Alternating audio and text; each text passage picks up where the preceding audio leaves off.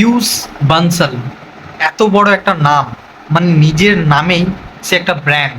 সে লেন্সকার্টের মতো একটা বড় কোম্পানিকে ওন করে। তার স্টোরের নিয়ম নাকি কেউ তিলক লাগিয়ে স্টোরে কাজ করবে না বা স্টোরে কাজ করতে পারবে না।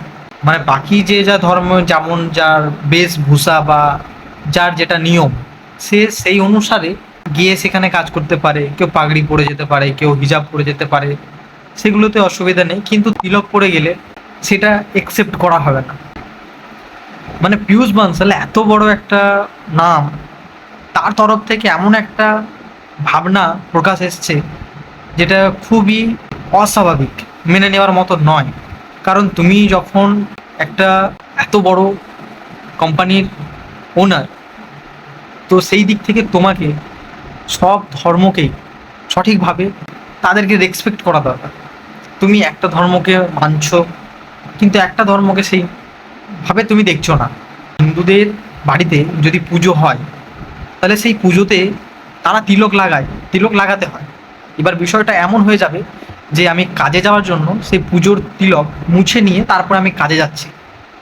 মানে এত বড় একটা জায়গায় থেকে মানে কি ধরনের চিন্তা ভাবনা উঠে আসছে, যেটা কোনো কনজিউমার বা কোনো মানুষই সেটা এক্সপেক্ট করেনি। পিয়ুষ বানসাল যখন সে শার্ক ট্যাঙ্কে আসতো, তার প্রতি একটা মানে আলাদা সম্মান বা রেসপেক্ট কাজ করতো, যে না, এই মানুষটা যা বলে যুক্তি দিয়ে বলে, বুঝে শুনে বলে, কোনো তর্কে জড়ায় না, যেটা বলে জেনুইন বলে।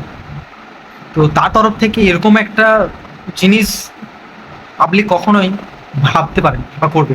তার জন্য নানান তরফ থেকে মানে লেন্স কার্ডকে পুরো বয়কট, বা তার যে জিনিসপত্র আছে, চশমা, এগুলো সব সব বয়কট করছে।